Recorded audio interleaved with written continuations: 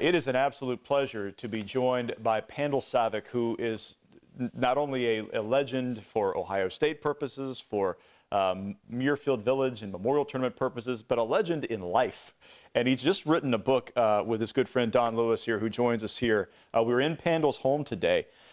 This book is called A Wonderful Run at Life. And there is a photo of you, Pandel, here on the front from your quarterbacking days at Ohio State. But before we even get to that, I want to go back to the very, very beginning of your life. You grew up in Macedonia.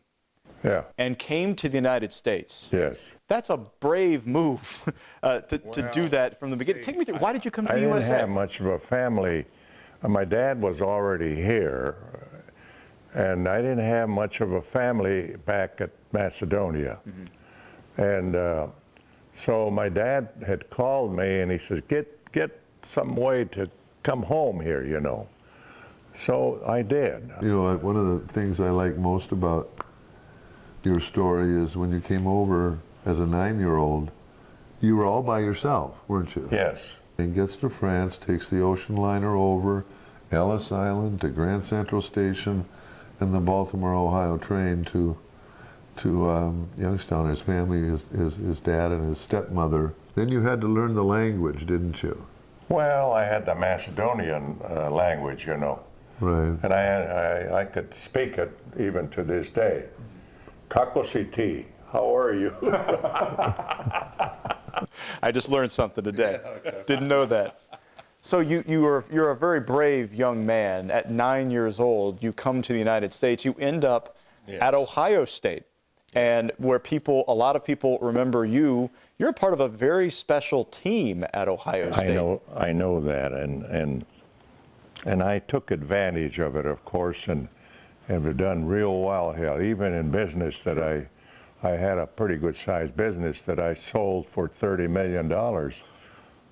Yeah, wow. I mean, that was pretty good, yeah. Pretty good for where things started to where they ended. Yeah.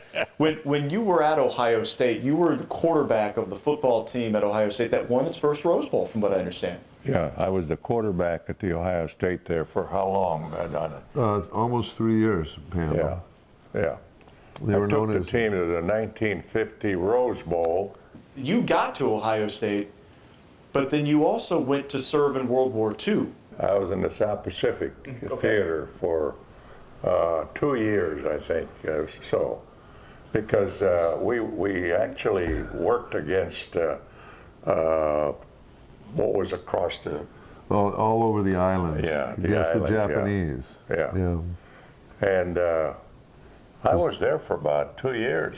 Yeah. And Peleliu was considered the most murderous battle in the history of mankind. It was 24 hours a day, and you were at the 1st Marine Division, weren't you? Yes. As a Marine.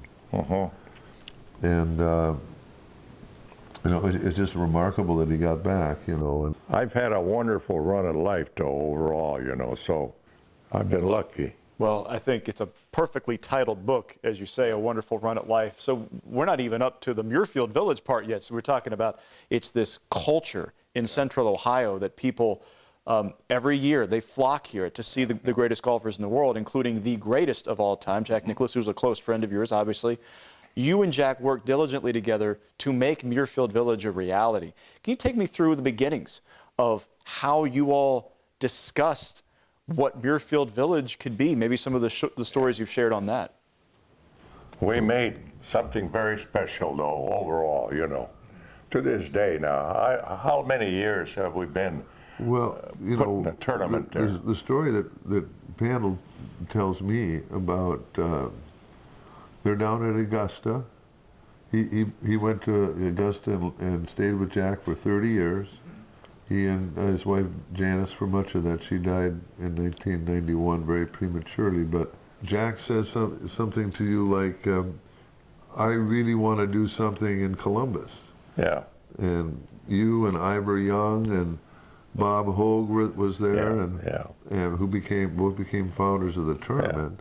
When you guys pulled off a miracle, didn't you, to make this place happen? Yeah, I think you're right about that, yeah.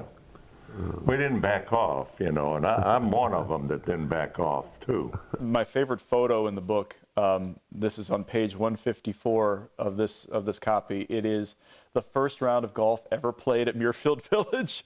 And here it is, right next to Jack Nicklaus. There's Pandel Savic. How do you describe Jack Nicklaus? Well, I got to know him early on, you know, before he kind of broke away, you know.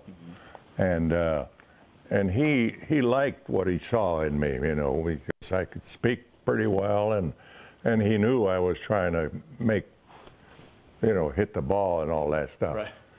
So to this day, he and I are very close. Some of the things I had no idea is that he'd had this relationship with Woody Hayes that was, he and Woody were close in a way that's, I mean, hard to describe. Woody and I got very close, by the way. I got to know him.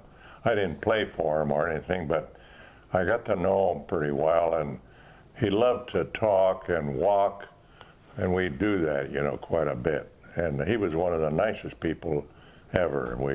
We lost him too early, I think, but Woody Hayes had died. Columbus was in mourning. His funeral was held at First Community Church. I felt immensely honored to sit in the front pew near the Hayes family. Janice was there, as were Coach Earl Bruce and former President Richard Nixon. Nixon closed with words which he said came from the ancient Greek playwright Sophocles. One must wait until the evening comes to see how splendid the day has been. I realized immediately that day how profound his closing words had been. I've contemplated them many times. How would one know how his life had been lived until the sun had nearly set for good on the western sky? And that was the last. It's a wonderful run at life, and it's wonderful for us that you shared it. And Okay. I'm really thrilled. Okay. Thank you, Pandel. You're welcome. And thank you, Don. Thank you for joining us, and thank you for helping tell this story. Again, it's a wonderful run at life. You can go to pandelsavic.com to learn more about how to pick it up.